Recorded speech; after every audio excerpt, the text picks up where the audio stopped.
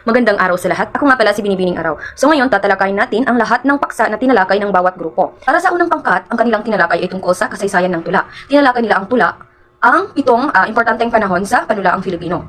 Unang panahon is yung matandang panahon. Pangalawa is panahon ng Kastila. Pangatlo is panahon ng propaganda at himagsikan. Pang-apat is panahon ng mga Amerikano. Pang-lima is panahon ng Hapon. Pang-anim is panahon ng Bagong Lipunan. At yung panghuli is kasalukuyang panahon.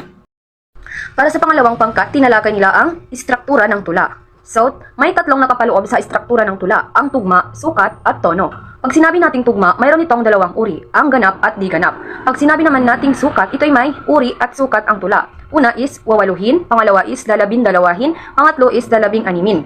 Sa tono naman, ito'y tumutukoy sa damdamin o emosyon na nais iparating ng tula. Halimbawa is yung tono ng kalungkutan.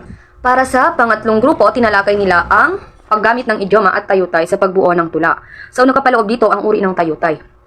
Sa uri ng tayutay, merong 17 uri. Una is yung pagtutulad, pagwawangis, pangalawa, pangatlo, pagsasatao, pang-apat, pagmamalabis, paghihimig, paguyam, paglilipat saklaw, pagtawag, tanong rhetorical, pagpalit tawag, panaramdam, tambisan, pag-uulit, pagtanggi, saluntunay, pangitain, at ang huli is paghahalin tulad.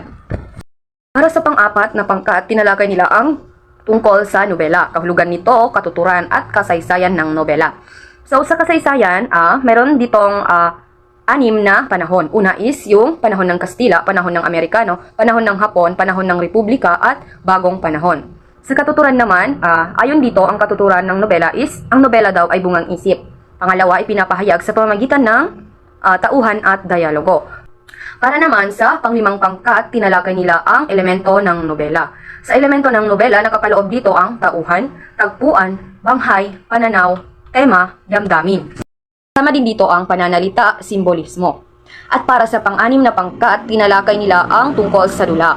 Tinalakay din nila ang kahulugan ng dula, katangian ng dula, at yung uri ng dula. Sa uri ng dula, meron itong nakapaloob dito ang komedya, panauhang komedya. Sa komedya, meron dalawang uri, ang panauhang komedya at maromansang komedya.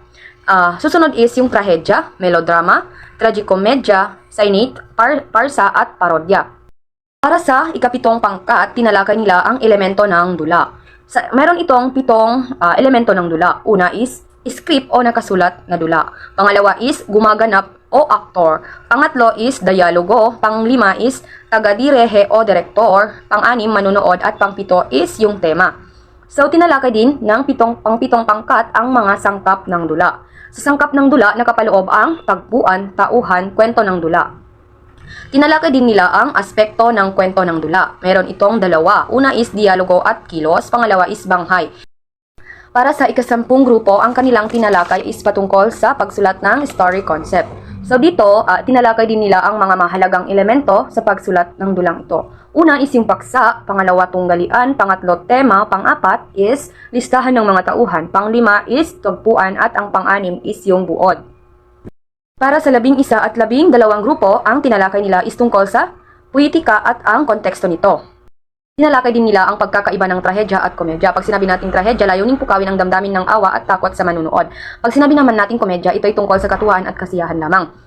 So sa pagbuo nito, may mga gabay na tanong sa pagsusulat. Una is, pang-unang tanong, bakit ka nasulat? Pangalawa is, ano ang iyong isinusulat? Pangatlo, ano ang katangian ng mga magandang gawa? Pang-apat is, ano ang relasyon ng pagsulat mo sa lipunan?